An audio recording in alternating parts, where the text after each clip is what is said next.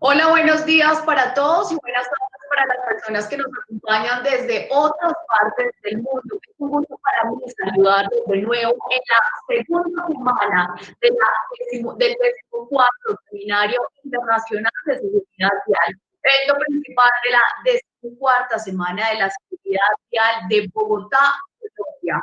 Hoy tenemos un día lleno de temas interesantes. El panel con el que daremos inicio esta mañana será sobre Panorama internacional de la seguridad vial y retos en el contexto COVID-19. A las 9 de la mañana hablaremos sobre velocidades seguras y retos de seguridad vial en contexto pandemia. Y de 3 a 4 de la tarde hablaremos sobre movilidad escolar, regreso a clase en el panorama pandemia COVID-19. Nuestro primer panel, Panorama Internacional de la Seguridad Vial, será moderado por la doctora Judy. Ella es gerente de la Alianza Global de la Seguridad Vial en Ginebra, Suiza. Este panel será moderado en inglés y tendrá intervenciones en español e inglés. Por eso los invitamos a que elijan el canal de audio de su preferencia, audio original o audio en español. Luego de estas indicaciones, damos paso a nuestra primera sesión del día. Bienvenida, doctora Judy.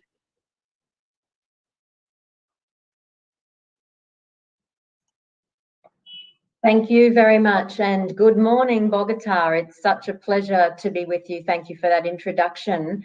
Yes, Judy Fleiter here from the Global Road Safety Partnership, GRSP. We're part of the International Federation of Red Cross and Red Crescent Societies. So I bring you afternoon greetings from Geneva in Switzerland, which is where we are headquartered. And it's such a pleasure and an honour to be with Bogota again for your annual Road Safety Week. Many of my GRSP colleagues have been with you in person over many years recently for this wonderful celebration and dedication to saving more lives on the roads in Colombia. So it's a great pleasure. Thank you very much for the invitation to join you again, even if only virtually this year.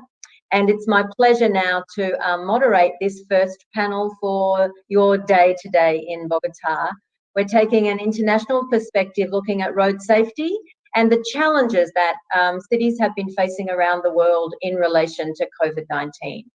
So I'm going to be inviting 4 international panelists to give a brief presentation from their cities, and then we'll have some time for question and answer at the end. So we have with us Will Norman, London's Walking and Cycling Commissioner, who will address us first, followed by Juan Jose Mendez, Secretary of Transport and Public Works from the Secretariat of Transport and Public Works in Buenos Aires. We have Demetrio Scopoletti from, he's the head of urban planning and public space design from the Agency of Mobility, Environment and Territory of Milan. And then we have the Secretary of Mobility. We have Nicolas Estupian from your beautiful Bogota. So I would like to first invite Will to the floor. Will, if you would like to share your screen, we look forward to hearing about what's been happening in London. Thank you. Hi, everybody. Good morning, Bogota. Good afternoon, the rest of the world, wherever you are. So my name is Will Norman. I work for the Mayor of London. This is and I'm the Walking and Cycling Commissioner. My job is to get more people walking and cycling. Sadly, in London, we see too many signs. Oh, hang on. This is. Excuse me 1 second. Sadly in London we see too many signs, too many images along these lines. Last year, while London's roads are getting safer and safer, we saw 125 people being killed on our roads and over 3,700 people being seriously injured. And I don't think I need to remind any audience less than this, but we must keep on remembering that speeds are a critical factor into why there are so many collisions, and to remind ourselves that slower speeds save lives. And as this slide shows, particularly for people who are over 60. So for the last 4 years, the mayor, that's the mayor with the white shirt on, Mayor of London, Sadiq Khan, and myself have been working to make our roads safer. That's putting in cycle lanes, putting in new pedestrian crossings, taking space away from the cars and giving them to people. Our roads historically have been designed for cars, and we are now designing those and trying to recover those spaces for people. And that includes, obviously, the 20-mile-an-hour zones, addressing that earlier point. So that work has been going on for some time. But during COVID, when London went into a lockdown, the shops, the pubs, the restaurants all closed, and we were, most people stayed at home. But one of the silver linings in this very dark cloud was we saw an enormous number of people taking advantage of our quieter streets. Less traffic, the space was safer. This is just behind the Prime Minister's residence in Downing Street. Usually this is dominated with traffic and cars, but here we see families cycling and using the streets. And this really made us think, as we began to come out of lockdown, we really saw the amount of space on our public transport network, the amount of capacity to carry people on our transport network reduced. So if you take a normal double-decker bus, a bus in London, for example, normally sits 80 people. At the moment, it can just take 33 people. So that graph shows the first two peaks show the number of people traveling on London's public transport system. With social distancing, you can see the blue line and the green line. That really just shows how many other people we have to carry by a different mode of transport. If all of those people who can't travel on the public transport end up using cars, we will end up with gridlock and an air quality crisis, and that's why we had to make a change, and we had to make an urgent change. So one of the things that our solution to this problem was, how can we get more people to walk and cycle so we can free up space on our roads and our public transport system for those people who can't? And our solution was the Street Space program. This was about repurposing our streets for people. And the first part of that was around town centres. How can we make our town centres busier, better for people? So that was partly about giving more space. This is Brixton in South London, and this is the space now. You can see wider pavements to allow people for the bus, reduced space for cars, and people liked it. People literally came out and wrote how much they liked it on the street. The second piece of our plan was to rapidly, like Milan, like Paris, like Bogota, would rapidly roll out space for strategic cycle routes. This is Park Lane, very famous road in London. This is what it used to look like. It was a 40-mile-an-hour motorway or autobahn through the center of our city. This is what it looks like now with people cycling, and I know which one I prefer. And so over the past 4 months, we've been rolling out more than 80 kilometers of new bike route, connecting our town centers, connecting people to different communities across the city. And that gives you an indication of the scale of the change that we're seeing in London. The third piece of our plan was all around how can we make our residential areas and our neighborhoods quieter. We saw people cycling and enjoying that space while there was less traffic. How can we keep the traffic back? And that's been rolling out a plan of low traffic neighborhoods that's making our roads filtered. So visitors and people can still get access to their homes, but it stops people speeding through those neighborhoods. And where that has gone in, we've seen increasing levels of cycling, less air pollution, more walking, and less traffic. So this is a really exciting change. But we've also, as anyone who's been to London will know, this is the theatre district. As people came back to life, they came out of their houses, they wanted to go to the bars and restaurants.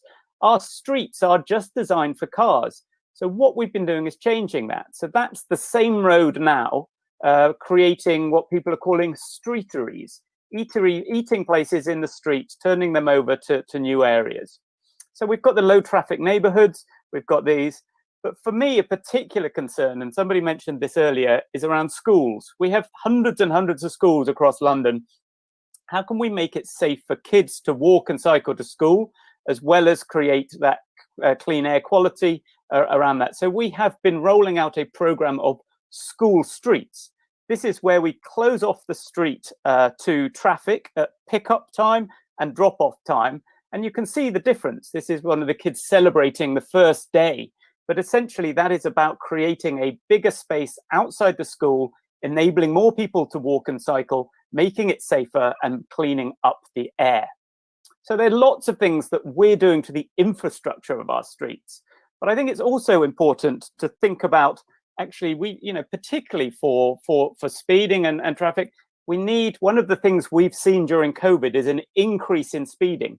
When people had those empty roads, the drivers were driving faster, which increased the risk on our roads. So we've been working very closely with the police to enforce the speeding rules, enforce the new zones. This is a program that I love. This is called Junior Road Watch, and this is before COVID, but I hope it's something that we will continue after COVID.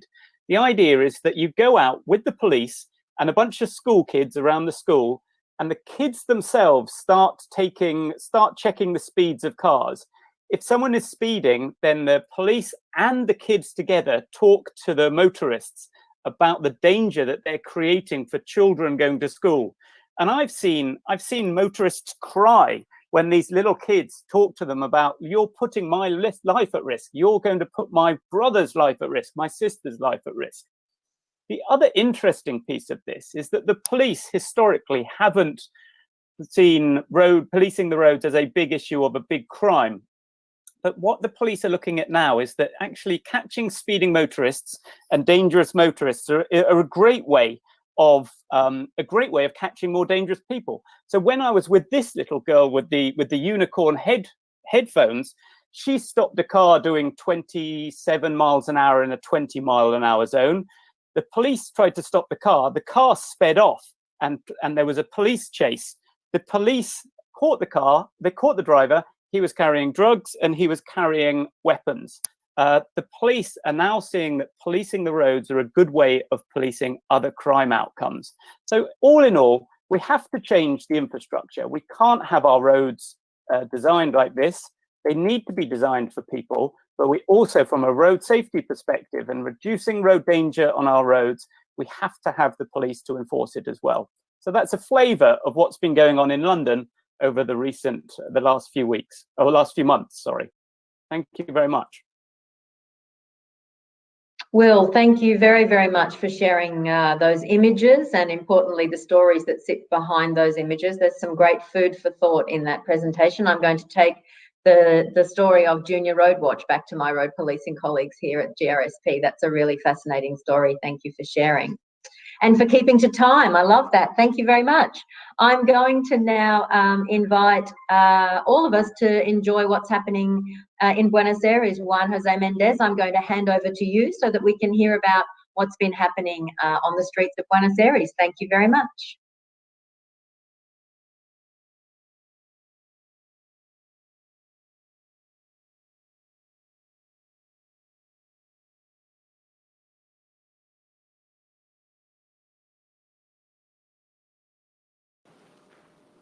Juanjo, estás en mute. Juan Jose, I'm not sure if you can hear me, but I think you're on mute. Would you mind starting again? Thank you. Perdón, thank you very much, Judy. Thank you, everyone. Gracias, Judy. Gracias, Will, por la presentación. Gracias a todas y todos. Disculpen que no activé el micrófono. Bueno, voy a contarles un poco de cómo veníamos trabajando en seguridad vial, cómo estamos adaptando nuestras políticas de seguridad vial en el contexto de la pandemia y cuáles son las expectativas para la salida de la pandemia. Desde hace muchos años venimos trabajando en la seguridad vial en la ciudad de Buenos Aires en colaboración y con el apoyo de instituciones como Bloomberg, también como Nicolás Estupinián cuando estuvo a cargo de la oficina local y de las políticas de movilidad desde la CAF y muchos otros organismos más. En 2015 hicimos un cambio muy importante en la política que fue primero asumir un compromiso público con el alcalde de reducir un 30% las víctimas fatales por siniestros viales en ese periodo de 4 años de gobierno y segundo, empezar a trabajar colaborativamente con la ciudadanía para lograr estos objetivos. Logramos esta reducción en el periodo de 4 años, enfocándonos principalmente en 4 ejes de trabajo: infraestructura segura, control y legislación, educación y concientización, y datos y compromiso ciudadano. Voy a hacer foco principalmente en datos y compromiso ciudadano, porque fue lo que realmente fue el diferencial de estos 4 años en materia de gestión de la seguridad vial.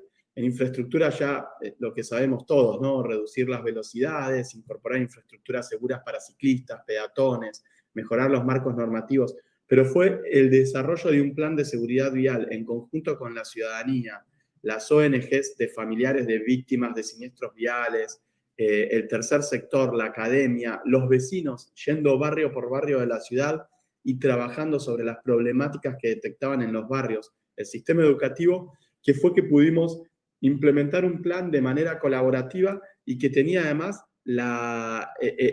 el compromiso ciudadano a la hora de seguir el cumplimiento por parte de nosotros, del gobierno, de esas acciones y también de los propios vecinos a nivel comunidad, a nivel barrios. Y llegó la pandemia, y con la pandemia empezamos a ver ciertos cambios de hábitos y conductas por parte de los vecinos. La situación de Buenos Aires fue muy parecida a la que describía Will en Londres, o sea, todo cerrado y la gente en sus casas, disminuyó el tránsito, disminuyó la circulación. Apenas empezó a recuperarse, empezamos a notar que lo que más se recuperaba era la movilidad individual, que también muchos vecinos, después de una cuarentena tan larga como la que estamos teniendo aquí en la ciudad de Buenos Aires, empezaban a demandar también o a pensarse viviendo en los suburbios, dejando las zonas de alta densidad de la ciudad, y empezamos a identificar que cualquiera de estas dos tendencias, sin la participación nuestra, induciendo hacia buenas prácticas y hacia buenos hábitos, iban a generar un resultado bastante negativo para la ciudad. Esta es una encuesta de McKinsey, estuvo circulando por todos lados, es de mayo de este año, donde la mayoría de los que contestan responden que se sentirían seguros en un automóvil particular. Otra gran mayoría caminando o en bici, y después en todos los medios que siempre promovimos, transporte público, movilidad compartida, micromovilidad, taxis, car sharing, muy poca percepción de seguridad, o sea, un primer desafío respecto de la movilidad individual. Y el segundo desafío, el que mencionaba recién, en todo el mundo, todos los vecinos y vecinas demandando mudarse a los suburbios. ¿Y cómo respondimos a esto? Lo primero fue, ok, si están demandando mudarse a los suburbios para tener ese patio que no tienen cuando viven en un departamento o en la alta densidad, para tener más acceso a espacio público, a esparcimiento, a parques, ¿qué podemos hacer en la ciudad para darle a los vecinos eso que tanto necesitan y sigan encontrando la posibilidad de vivir en la ciudad como una posibilidad real y que resuelve verdaderamente sus problemas? Lo primero fue empezar a cortar calles y avenidas en los entornos de los parques, en los espacios de esparcimiento, para poder generar que los vecinos y las vecinas encontrasen un lugar de esparcimiento en el medio de el encierro de la pandemia, del lockdown que teníamos aquí en la ciudad de Buenos Aires, y poder hacerlo de manera segura, respetando el distanciamiento social. En segunda medida, y también para responder a esta presión por la movilidad individual, en la ciudad de Buenos Aires ya contábamos con una red de ciclovías protegidas, ciclovías que veníamos implementando en los últimos 10 años, y que llegamos a completar una red de 250 kilómetros. Esa red de 250 kilómetros en 10 años nos permitió crecer del 0,4% de viajes en bici al 4% total de participación modal de los viajes en bici en la ciudad de Buenos Aires, manteniendo constante la siniestralidad de los ciclistas. O sea, en la ciudad de Buenos Aires tenemos un promedio anual de 3 víctimas fatales en bici. Y eso se mantuvo constante a pesar que multiplicamos por 10 la cantidad de ciclistas que se movían en la ciudad de Buenos Aires. Y eso tuvo mucho que ver con la infraestructura segura, con la disminución de las velocidades máximas en las calles donde implementábamos esta infraestructura. Y lo que hicimos durante la pandemia fue acelerar ese proceso y empezar a implementar ciclovías en avenidas. Y en 2 avenidas principales, Córdoba y Corrientes, que son avenidas que conectan los barrios de alta densidad poblacional con los barrios de alta densidad de trabajo, con el centro de la ciudad y también con centros de campus universitarios. Implementamos 17,5 kilómetros de corredores de bicis que ya se encuentran funcionando y han sido un gran éxito en la adopción por parte de los vecinos. Y en la misma línea de generar más espacio público, en 120 calles de toda la ciudad, cubriendo en todos los barrios, las hemos cortado y cerrado al tránsito para permitir que los comercios, que los restaurantes vuelvan al espacio público, o sea, vuelvan a abrir sus puertas, haciéndolo en el espacio público, garantizando el distanciamiento social, garantizando la vuelta del comercio barrial y también la seguridad para los vecinos y las vecinas que puedan consumir y salir a experimentarlo. Lo que hemos aprendido es que la salida de la pandemia, sin lugar a dudas, no puede ser con mayores costos ambientales ni con más víctimas fatales. O sea, necesitamos aprovechar este contexto que nos trajo la pandemia con cosas terribles a todo el planeta para convertirlo en una oportunidad para construir una ciudad más sustentable y más segura. Y en eso, todo lo que venimos hablando, de reducir velocidades, acelerar el ritmo de incorporación de infraestructura segura para ciclistas, incorporar y ampliar el espacio público, quitando espacio a los vehículos motorizados para mejorar la calidad de vida de los vecinos, algo que veníamos haciendo en los últimos 10 años, hemos encontrado la oportunidad para hacerlo a un ritmo más acelerado y con una respuesta y un acompañamiento de los vecinos como nunca antes. Muchísimas gracias.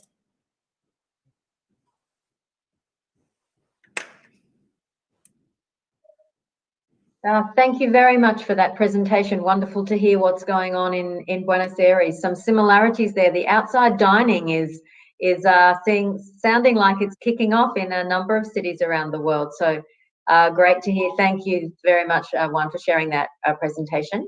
Let us turn our attention now to Milan. And Dimitri, I'd like to hand over to you. So for the next 5 to 7 minutes, let's hear about what's happening in the city of Milan. Thank you. Thank you. Hope you can see my screen.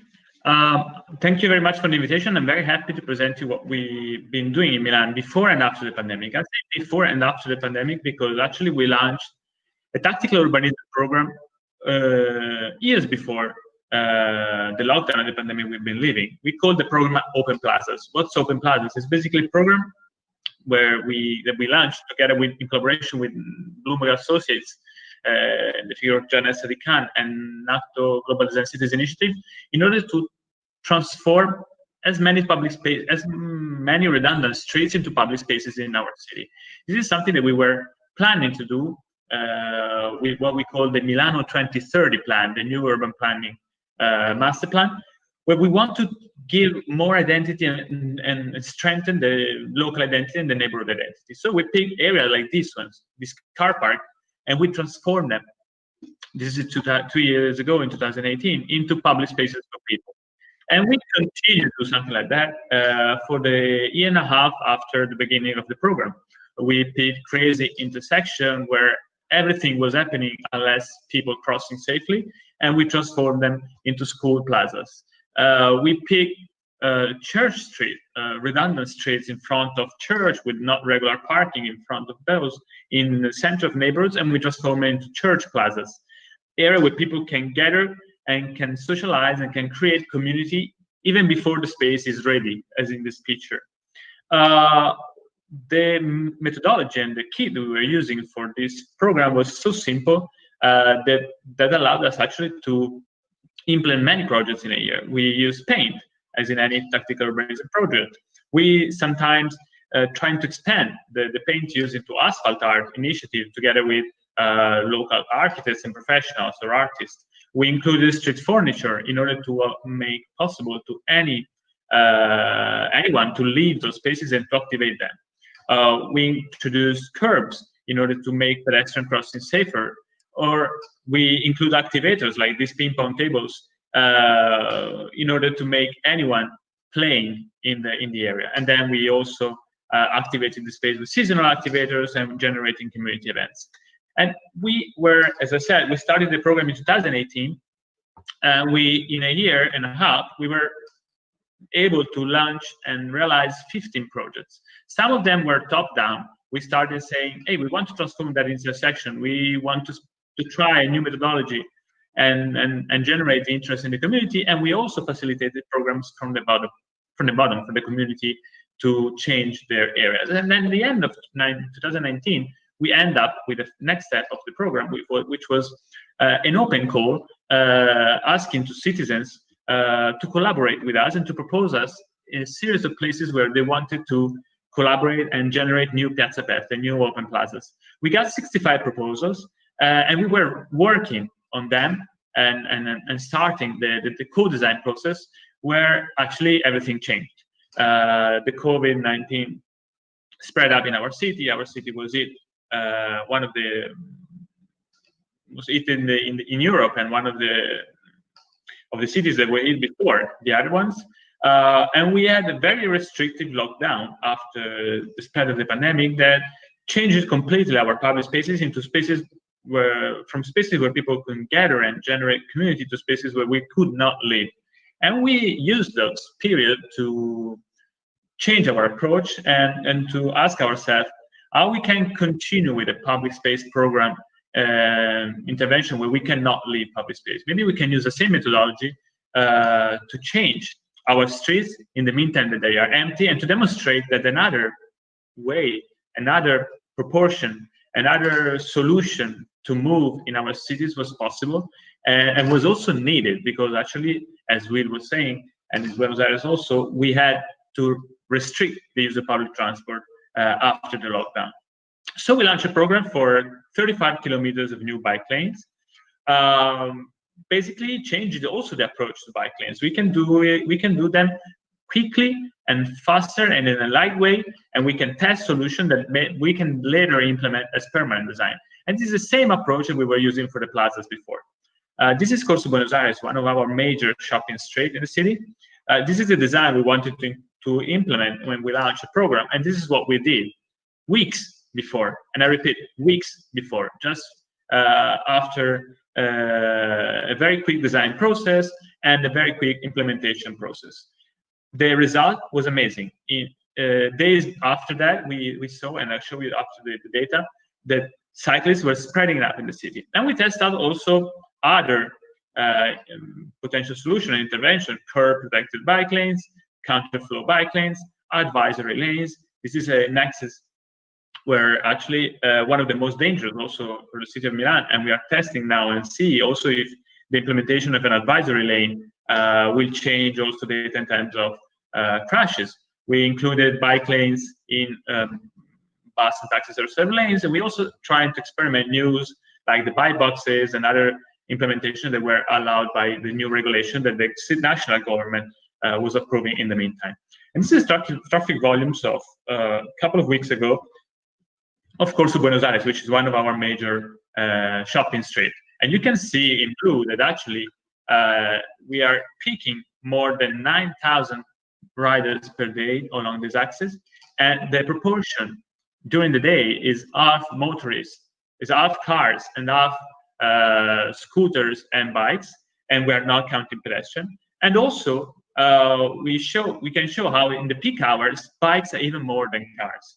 But it's not enough. We were not just implementing new bike lanes. We were also trying to work on how to make possible for shops to reactivate after the lockdown. And then we launched a program, a street race program, in order to allow proponents, shop owners, to transform public space from informal car parks to informal public life, from kind of sad scenario of cars parked in front of a shop to a live one where people can dine and enjoy their life, and also including streets where this was implemented in a very collective way.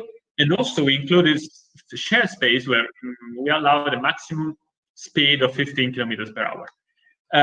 We included dining streets, we pedestrianized new streets, and now we are coming back to, let's say, to the launch of the program and trying to restart with the implementation of the new plazas. This is one of the most recent ones we just delivered a couple of weeks ago. We transformed a space in front of a market where cars were parking everywhere into a space where anyone can cross the street. We thought that this would have improve safety, and actually is not everything also always under control, as you can see from this image, but situation is getting better, citizens are involved, and we are now dealing with the next series of projects which are in front of schools, because schools is the place where we have to start in order to reshape the city of the future and educate our citizens to another mobility idea. So I'll share you this project hopefully soon in the next panel. I will have the opportunity to speak with you, and I just want to conclude saying that don't be scared and don't be afraid that change is not possible, because change is easy to achieve. It's a matter of choices, and we can do those choices, and we can change our streets and transform them into public space for people and not just for cars. Thank you very much. Thank you very much, Dimitri. That's a very motivating phrase to finish on. Thank you for sharing what's been going on in Milan. That looks very exciting, and I'm sure we're all learning lots from all of you this morning. I feel a little odd now handing over to our host. Actually, I feel like while I'm meant to be the host, it gives me great pleasure to hand over to Secretary Nicolas to tell us all what's been happening in Bogotá. So over to you. Thank you, Secretary. Judy, muchísimas gracias por acompañarnos hoy. Un placer oír de Will, de Demetrio y por supuesto de mi gran amigo Juan José. Un gusto tenerlos acá y muchas gracias por la invitación, por aceptar nuestra invitación.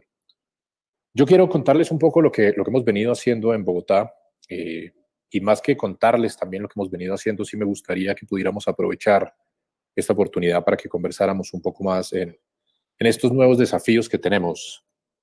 Uno, cuando vemos lo que nos trajo la pandemia, vemos que efectivamente hay unos sectores como el sector de salud o el sector de educación que tuvieron que reinventarse por completo, ¿no? Tuvieron como unos cambios dramáticos de un día para otro y tuvieron que tomar unas decisiones muy fuertes en muy poco tiempo. Mi sensación siempre ha sido que desde Movilidad esta pandemia claramente ha sido una oportunidad para que reflexionemos un poco sobre las formas como nosotros nos estábamos moviendo en el pasado y pensar un poco más qué tenemos que hacer para futuro. En Bogotá, tradicionalmente, para que Bogotá funcionara, ¿no? Para que Bogotá pudiera continuar su ritmo, 2.500 personas al año se morían. 2.000 personas por culpa de la contaminación local, del material particulado y las enfermedades respiratorias y cardiovasculares, y 500 personas por culpa de siniestros viales.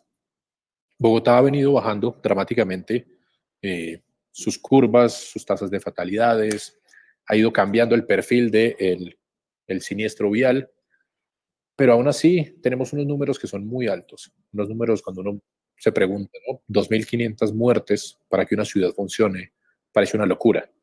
Parece una locura y creo que estos momentos pues, de pandemia sin duda nos invitan a reflexionar sobre eso. ¿Cómo es posible que la sociedad bogotana se haya acostumbrado a que 2.500 personas se tienen que morir al año para que la ciudad funcione? Y eso, pues, la verdad, cuando uno lo mira en perspectiva, es una locura. Es una locura y quisiera, si podemos entonces empezar con la presentación, por favor, para comenzar con esa primera frase, ¿no? La definición de locura es seguir haciendo las mismas cosas y pensar que vamos a tener entonces una respuesta diferente. Y eso yo creo que aplica muchísimo para nuestro sector transporte, ¿no? Yo creo que ya hemos tenido décadas de evidencia de lo que sucede cuando expandemos nuestra red vial, cómo se satura, cómo va colapsando, y parece de nuevo muy testarudo, muy necio seguir pensando que si seguimos en el mismo camino vamos a tener resultados diferentes, como si pudiéramos nosotros entonces con una varita mágica tomar algunas acciones diferentes. Por eso lo que hemos venido haciendo nosotros desde Bogotá es tratar de redistribuir el espacio público, entendiendo que esto no es un fanatismo hacia la bicicleta, no es un fanatismo hacia los temas de siniestralidad vial, sino tiene que ver con una serie de criterios que nosotros hemos visto que son muy importantes para Bogotá. Estamos hablando de criterios de eficiencia y criterios de equidad. Esos dos criterios para nosotros son fundamentales en la redistribución del espacio público.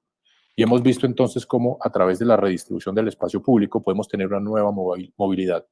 Podemos entonces a su vez proteger la vida, teniendo entonces infraestructura dedicada para todos los usuarios, para peatones, para ciclistas, para vehículos particulares, pero a su vez entonces podemos garantizar este distanciamiento social tan importante en estos momentos? Si nos quedamos en la lámina anterior, por favor.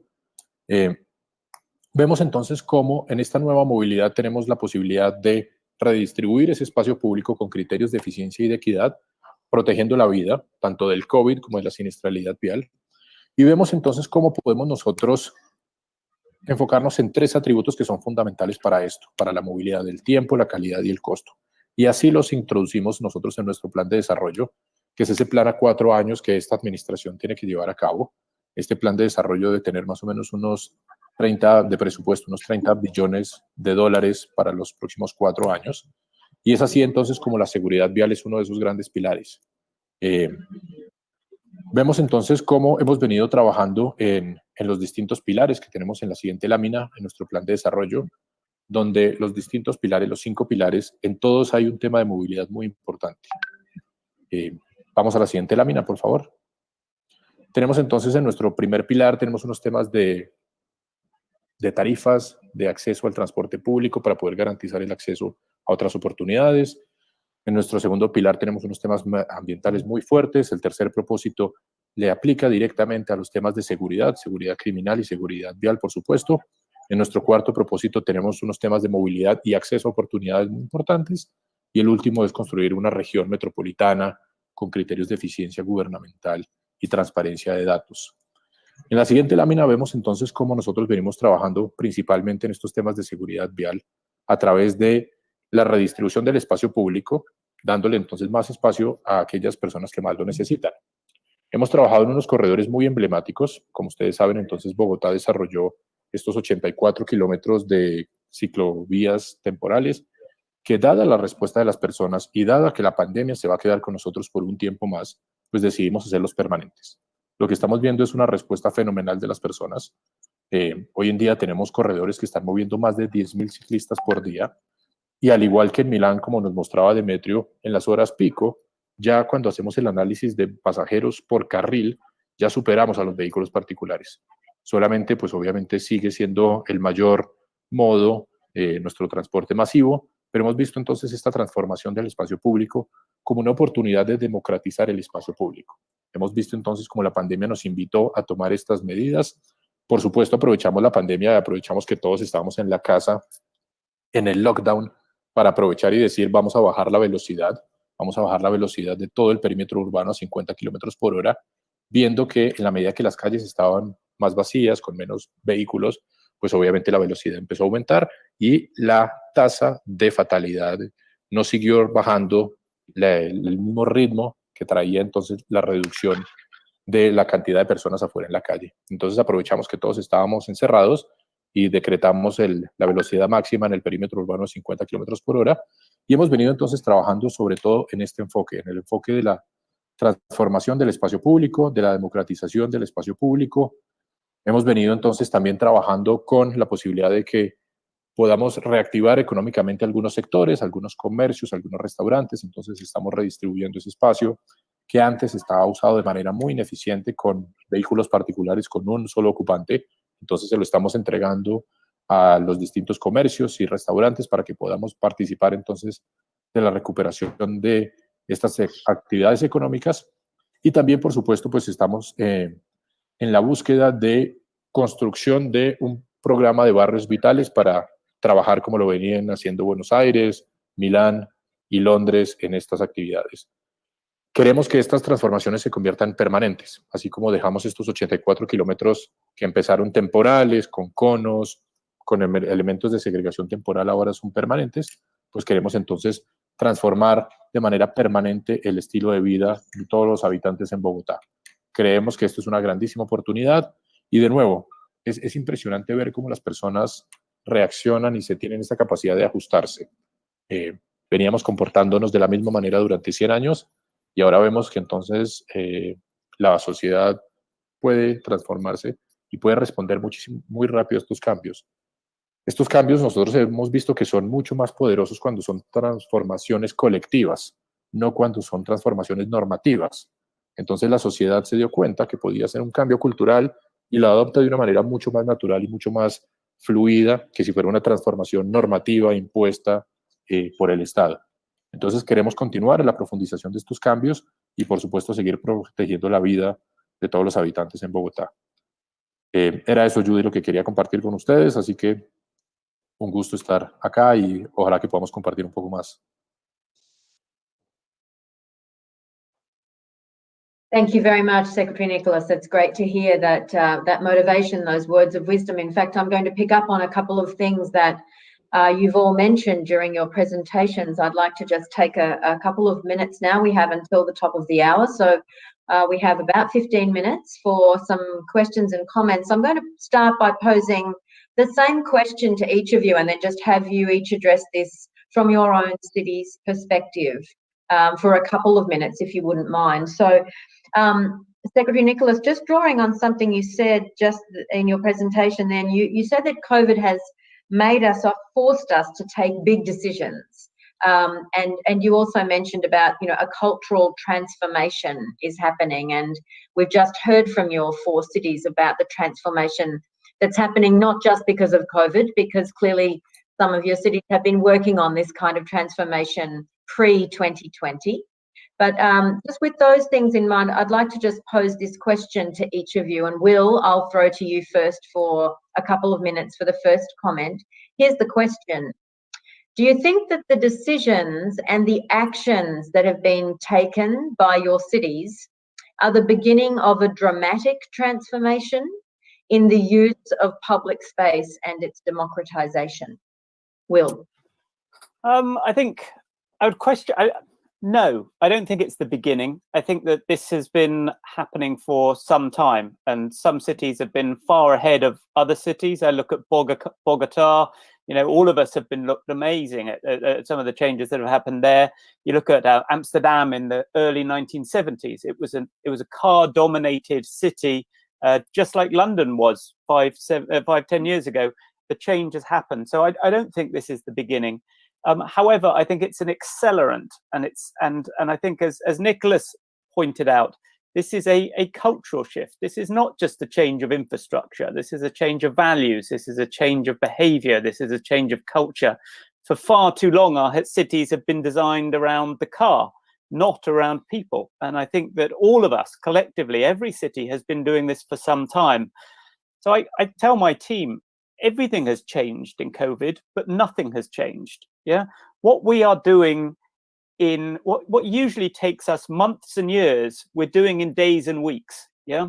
Now with that comes extraordinary success. The rapid rollout of bike lanes and new public spaces are hugely exciting. But at the same time, we're not doing everything right. Are we bringing everybody along with us? We're certainly seeing, and I'm sure I'd be interested to hear this from other cities, we're seeing big backlash. When you change things, change threatens a lot of people. Yeah. And when you put in change, particularly around cars and transport, it's amazing. It's like a red rag to a bull. If you mention cycling in some parts of the city, it is, you can just see people get angrier and angrier. And there is a reaction against this. So I think for the democratization of this is about making space for people, but we have to bring people along with us. And the pace of change is exciting. It shows new ways of doing things. But as I said, you know, everything's changed and nothing has changed. We've all been on this journey. We're doing it faster. We're learning faster. We have to, you know, in the Silicon Valley, they sort of say, learn fast, fail fast. And I think that sort of innovation approach, that tactical urbanism, that this opportunity has, this COVID has presented us with, this is not a choice. There is no option. We can't stick with the status quo. If we stick with what we've got now, we will have a car-led recovery. London and all our cities will be gridlocked. That's bad for the economy. That's bad for we will replace one public health crisis with another, and that will be based on toxic air quality. We have to make that change. We have been making that change, but this frames it in a different way. So no, I don't think this is the beginning of a dramatic transformation. I think it's an acceleration of a dramatic transformation. And I think we've all got to be very aware of learning and responding to what works and what doesn't very quickly. Thank you, Will. I realise that some of our other panellists may share your thoughts. So if you, gentlemen, if you have a similar thought to share, feel free to express that briefly. And then I'm going to throw another question to you that you might want to consider in your response, because perhaps we're only going to have time for one response for each of us. So in following up from that, please feel free to answer the first question. But secondly, were you surprised? Have you been surprised in your city by any particular result that has happened as your city has changed during COVID-19 this year? So who shall we go to next? Let's go back to Buenos Aires. Juan Jose, over to you. Thank you. Thank you, Judy. Yo creo que lo más sorprendente fue que la comunidad, la población viene acompañando el ritmo acelerado, que hablaba Will, tanto de las tomas de decisiones, de la implementación, y si bien era el camino que ya todos conocíamos y el camino que veníamos siguiendo desde hace 10 años, pero la velocidad a la que estamos implementando estas transformaciones ahora es aceleradísima y la respuesta de los vecinos también es muy alta. Creo que en la ciudad de Buenos Aires tiene que ver con una cuarentena que se prolongó mucho en el tiempo y eso entonces puso a la población con mucha necesidad de volver a recuperar el espacio público y nos puso a nosotros además con la responsabilidad de dar respuesta a eso, que si no lo hacíamos, lo que empezábamos a ver también iba a ser el desorden. Entonces fue anticiparnos a esa demanda y acelerando el proceso tal como dice Will. Y no hay otro camino posible. Por eso insistimos con que la salida de la pandemia no puede ser con mayores costos ambientales o sociales. ¿Por qué? Porque parte de lo que queremos aprender de este proceso de la pandemia es no repetir los errores del pasado. Así que muy comprometidos en esa dirección.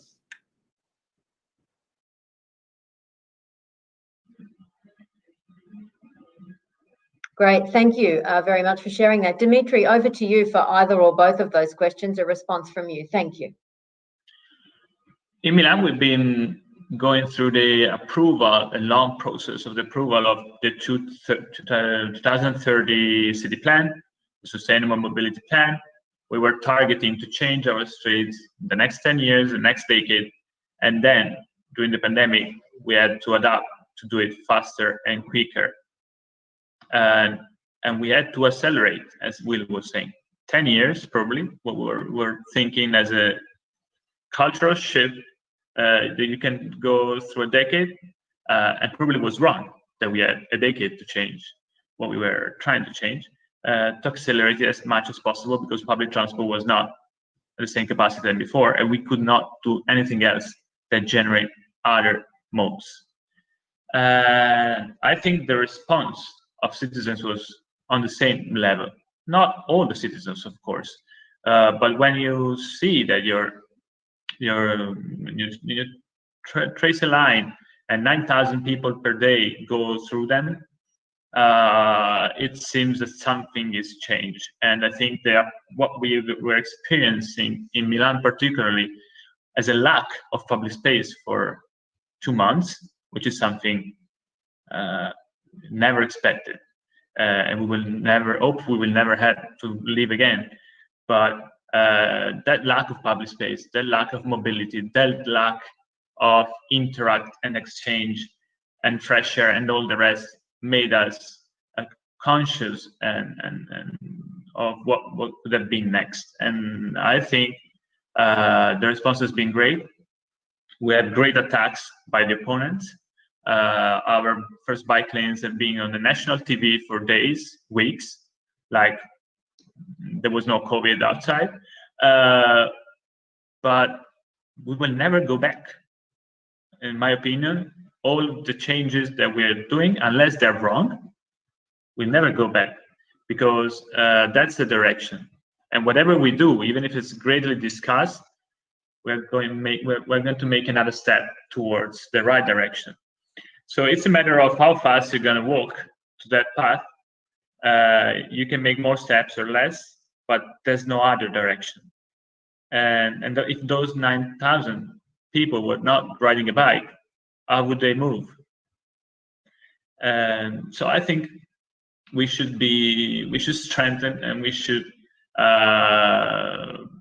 be conscious of trying, of course, to make people accepting and going together with us towards this path towards change, but also we don't have to have fear because all cities showed in these 2 months, 3 months, 4 months that change is possible and could be even faster than what we thought before.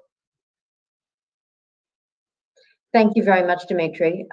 Secretary Nicholas, a question for you. What has Bogota learnt most during these, the COVID lockdown and the changes that have been happening in the city this year? I know that the speed limit changes, the reductions to 50 kilometres have been happening for a number of years now, and we commend you on that and encourage you to continue with that. It's an important measure. But reactions from the public generally, or what kinds of messages could you send to other cities that are perhaps not taking a fast enough step in this direction as Dimitri just described? Judy, gracias. Yo creo que, y me gustaría tomar las palabras de Will acá, cuando nos decía que vamos a reemplazar una pandemia por otra pandemia, ¿no?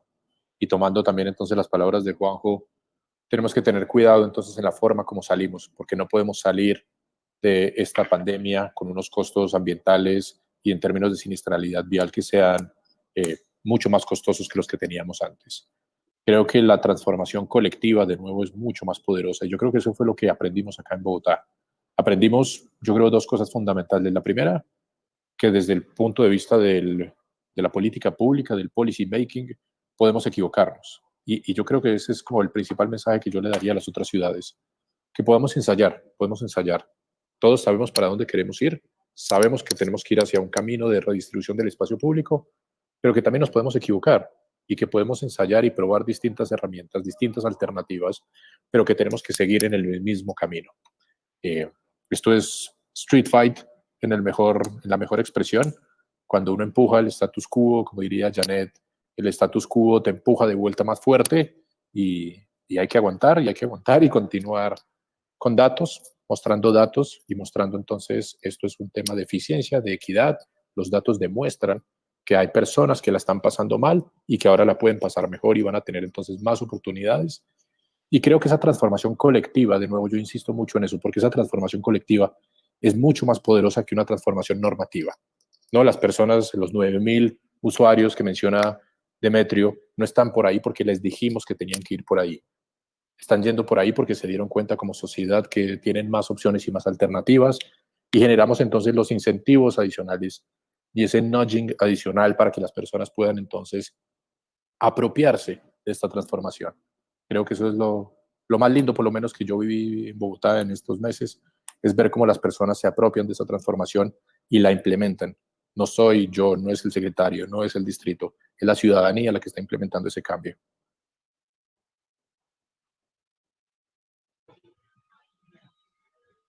And that's why we do it. Yeah, thank you. We still have a couple of minutes, so I'm going to finish with a final question to each of you, and it links very much, Nicholas, to what you just mentioned. So we have, congratulations to pass around to your cities and many others in the world that are actually tackling this head on, and the examples you've shared with us today are fantastic, and thank you for the presentations that you've prepared. We're going to rely on future governments to continue to prioritise this in years to come. The transformation that has started, that is continuing in 2020, we want to see that cityscape transformation happening well into the future. The challenge will be for us to all be able to convince future administrations that this kind of thing is worth investing in for the long term. And several of you have mentioned, it's the citizen movement that may bring that about. Do you have any final words of wisdom to share about how future administrations can be convinced that we must continue with this? Will, just briefly, thanks. I think Nicholas touched on a very important word, data. And we need to, not only do we need to change our city, but we need to show the benefits that brings. The benefits in terms of less congestion, better air quality, physically active people. If there's one thing we've learned during COVID, is the importance of being physically active is so important, and our travel is a great opportunity. We need to show that this is a good investment, that this isn't just good for people's health, but it's also good for business, because as we've seen in all our cities, this is good for local high streets, local restaurants, all of this. We need to capture that data. But data isn't enough. We also need to tell the stories of what's happening. There's a storytelling aspect of this, of actually hearing from people themselves. The statistics, the data is critical, but that needs to go together with the storytelling. And then finally, I think what's so important, I look at Milan and I look at Bogota and Buenos Aires. all three of your cities, of what you were doing during COVID, inspired London. Yeah, you know, but my mayor looks at what other cities are doing around the world, and he says, why aren't we doing this? Or they're doing this, we're doing that. How and every mayor wants to be the best mayor in the world. That is just the rule. Yeah. So if you want to influence administrations, show what their rival cities are doing. Yeah, and do better. But I do agree with Nicholas, just keep trying. We have to keep trying. We have to keep delivering this. Thanks, Will. That's great words of wisdom. Everybody likes to be compared, but only if the comparison is favourable, yeah? Yes, thanks. Juan Jose, anything to add from your side before we end? No, muy de acuerdo con lo que decía Will, y yo también creo que parte de lo que nosotros tenemos que construir es la apropiación de la ciudadanía de estas transformaciones. Y de vuelta, esta pandemia aceleró incluso en la gente la demanda de estas transformaciones. Y por eso es que también estamos haciéndole un ritmo más acelerado. No solo porque estamos limitados en el transporte público, sino porque los vecinos necesitan salir. Entonces hay que acompañar ese proceso y ir lo más rápido posible.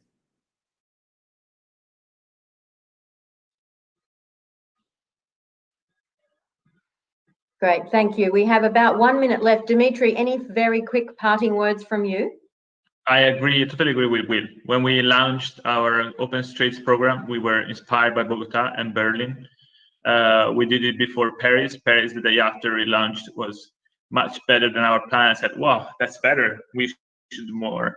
And then we and London came to with their plan, and you have to realize probably they took more time to do more, and then you have to change, and then you have to reshape, and that's the force that we have in terms of global cities, to collaborate, to show that change is possible, to demonstrate that works, and to inspire other cities. And hopefully we're inspiring other cities in this moment to do more of what we're doing. And I think that's the right direction, and we should collaborate in order to make this an alternative, starting from an alternative and becoming a business as usual, because that's what we should do for the future.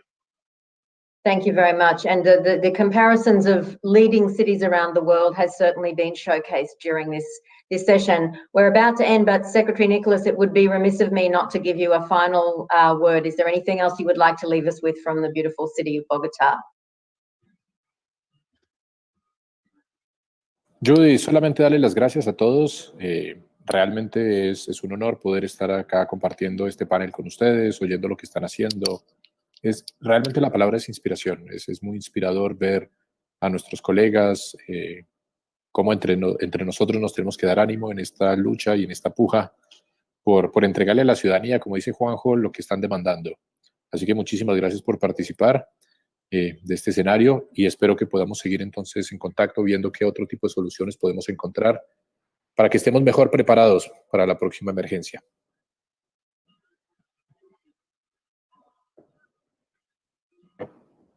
Thank you very much, and my heartfelt thanks to each of you for giving up your time for this fantastic panel today. Thank you again, Bogotá, for allowing us to be part of your Road Safety Week. And for all of the members of our audience, there's another panel starting on safe speeds now, so if you would like to stay on for that, you're very welcome. Thank you, and good morning to everybody. Bye-bye. Bye. Chao, Judy. Muchas gracias a todos. Un abrazo, Juanjo.